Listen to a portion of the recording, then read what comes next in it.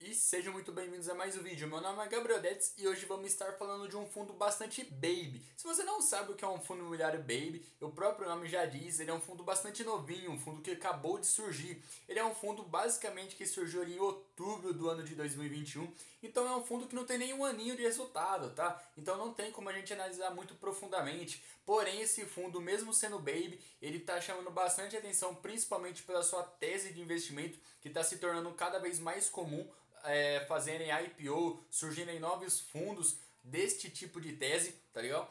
E pelo retorno que ele está dando aos cotistas, tá legal? Para você ter uma ideia, ele é um fundo na base 10 e no último mês ele entregou cerca de 11 centavos. Considerando, se a gente fazer um rápido comparativo com outros fundos como Tord, Versalhes, MXRF, Kiso, a gente vai acabar percebendo que esse fundo foi o que mais entregou em comparação a eles. Então, vamos estar conhecendo ele, tá legal?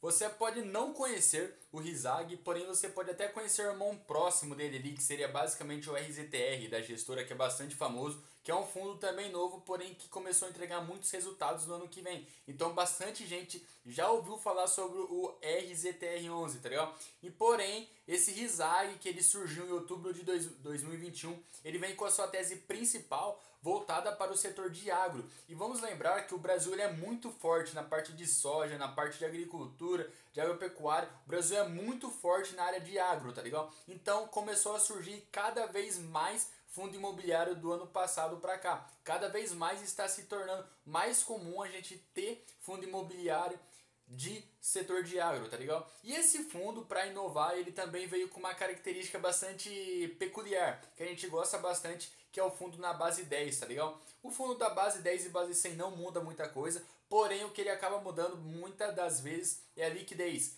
Tanto que a gente vai acabar olhando um pouco mais para frente que o Isaac pega, mostra no seu relatório gerencial que seria basicamente que ele já tem mais de 1,5 milhão de liquidez diária, tá legal? 1,5 milhão de reais de liquidez diária é muita coisa, principalmente para um fundo baby que acabou de nascer, tá legal? O Rizag ele é um fundo ali que surgiu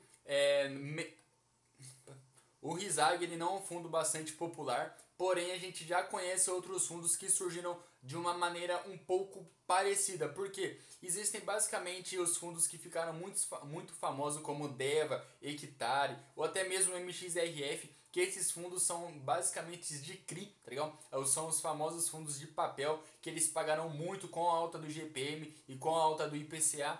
E o Rizag ele vem com uma característica um pouco parecida, que seria basicamente os seus investimentos focados em CRAS, tá ligado? E seriam basicamente os certificados de recebíveis do agronegócio, tá ligado? Então seria basicamente um CRI, só que na parte de agronegócio, CRI, imobiliário, CRA, agronegócio, mato, boi, essas coisas. Hoje o Rizag está em torno ali de 10, alguma coisinha ali, dependendo do dia que você vai estar olhando a cotação. Porém, o seu valor patrimonial está em torno de 9,65, tá ligado? Ele já está sendo negociado um pouquinho acima do seu valor patrimonial. Porém, isso acaba sendo bastante comum porque é um fundo que é bastante novo e começou a entregar muito resultado. E por ele sendo bastante novo, nenhuma outra casa de análise já citou ele, tá ligado? Eu já vi alguns vídeos no YouTube, mas nenhum falando especificamente dele, tá ligado? Principalmente por ele ser um setor muito novo do agronegócio e um fundo bastante novo, principalmente que ele acabou de nascer em outubro. Então ele não está sendo tão comentado assim. As principais taxas dele seria basicamente que a taxa de performance é 10% do que exceder 100% do CDI e que a taxa de administração dele é de 1,15% ao ano. O Rizag hoje está aproximadamente com 16 ativos ali na sua carteira de CRAS, está com uma duration ali de basicamente 2 anos e meio, tá ligado?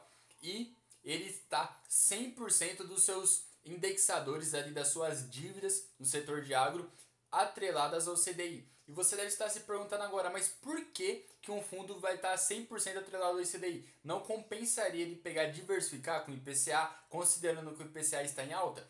Sim, porém a gente consegue dar um pouco ali, entender um pouco melhor a visão do gestor num comentário que ele deixou no próprio relatório gerencial, que eu vou estar lendo aqui para vocês, que seria uma parte aqui assim, ao longo de todo o ano de 2021, a inflação foi imperativa e os fundos que carregavam em seu portfólio papéis atrelados a IGPM ou IPCA obtiveram resultados superiores aos fundos de papéis atrelados ao CDI.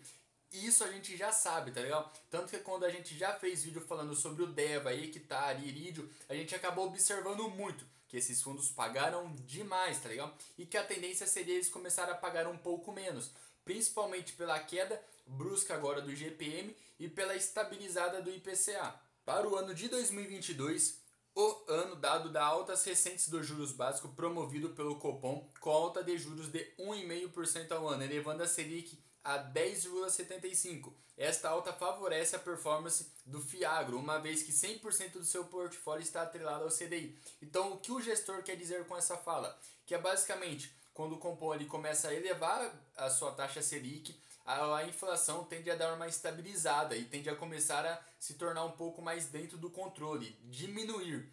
Então o que vai acontecer? Os fundos que estão atrelados ao IPCA e ao IGPM, eles vão começar a pagar a cada vez menos por conta da alta da Selic.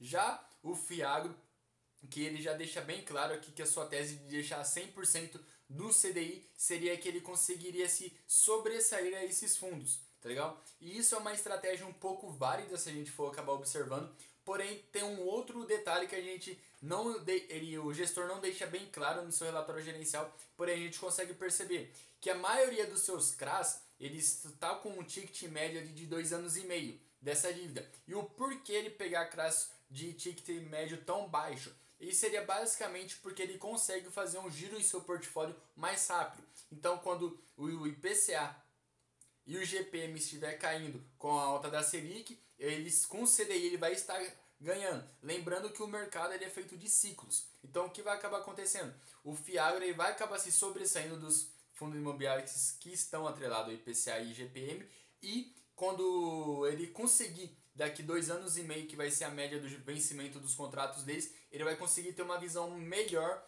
porque já vai ter passado o ano de eleição, já vai ter passado a guerra lá na Ucrânia, já vai ter passado por vários eventos. Ele vai conseguir alocar melhor do que se ele tivesse alocado 100% do CDI durante 10 anos. O lucro dele está a maior parte atrelada em soja, em algodão e sementes de soja, já que faz bastante sentido isso, porque o Brasil ele é extremamente forte nessas áreas. Tá legal? E um outro detalhe que a gente tem que levar em consideração, que ele está bem diversificado no Brasil inteiro, tá legal? Considerando que a maior parte dele de concentração está na Bahia e em Maranhão, mas mesmo assim não chega a passar de 33%. Isso acaba trazendo uma segurança maior para os cotistas. E um outro ponto aqui que eu queria deixar bem claro é que este fundo ele não tem cotas de outros fundos, que seria basicamente uma guerra aí, uma briga que deixaram vários outros investidores muito bravos naquela época, que seria basicamente um fundo de papel estar comprando outras cotas de outros fundos, que seria basicamente ali a fala dos gestores no geral seria que os fundos imobiliários estavam muito baratos.